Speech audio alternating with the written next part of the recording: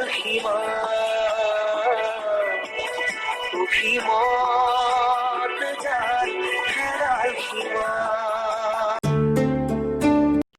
Doc doc কিবা এটা নকৰ কেলে, কবিবৰে ভঙা ভঙা মাতেৰে আকুল হৈ চিঞৰিলে।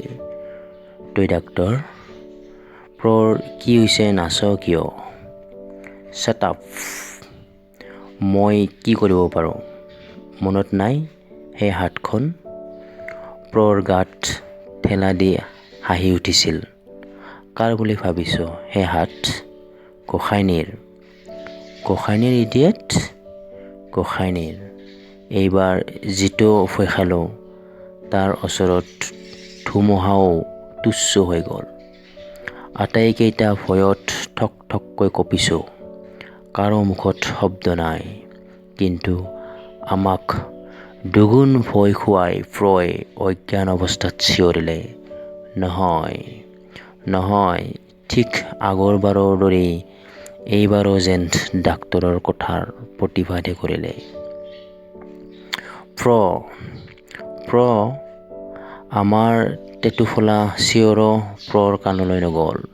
সি এতিয়া মাজে মাজে কেঁকাইছে, প্ৰলাপ বকিছে, চটফট কৰি আকৌ কিছু সময়লৈ শান্ত হৈ পৰি আছে। নিৰ্বাক শিলৰ মূৰ্তিৰ দৰে আমি কেইটা তাৰ চাৰিও দাঁতিয়ে স্তব্ধ হৈ বহি আছোঁ।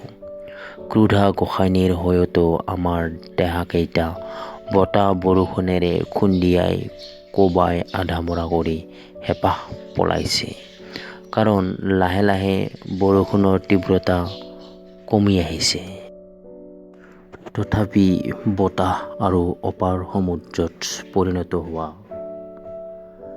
দিনৰ শান্ত নদীখনৰ ঢৌৱে ঘূৰপাক খুৱাই আছাৰি আছাৰি নাওখনৰে সৈতে আমাক যে কলৈ উটুৱাই নিছে নাজানো।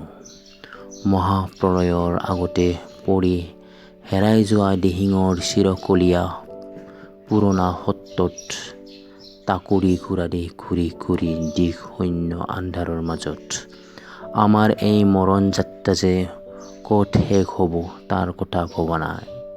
ভাবিছোঁ প্ৰক লৈ এতিয়া কি কৰিম। সি অবিশ্ৰান্তভাৱে বিৰ বিৰ কৰি প্ৰলাপ বকিছে। মাজে মাজে কাৰোবাক নাম ধৰি মাতিছে, মাজে মাজে হাঁহিছে, মাজে মাজে কান্দিছে, চিঞৰি উঠিছে। একো উপায় দেখা নাই। কি কৰিম? কি কৰিব পাৰোঁ আমি? নিৰুপায় হৈ মাথো একেথৰে চাই আছোঁ তাৰ আধা জাপ খাই থকা চকু দুটা, কঁপি থকা ওঠ দুটা আৰু আন্ধাৰৰ মাজত দেখা পোৱা তাৰ হাতৰ সৰু হাত ঘড়ীটো।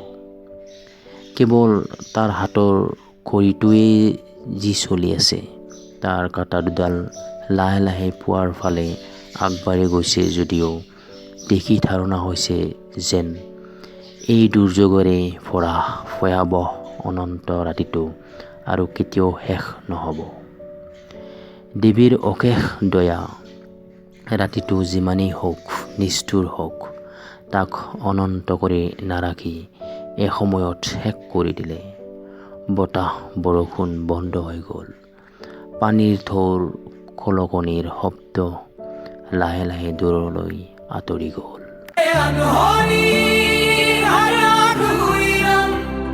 छोड़ गया जो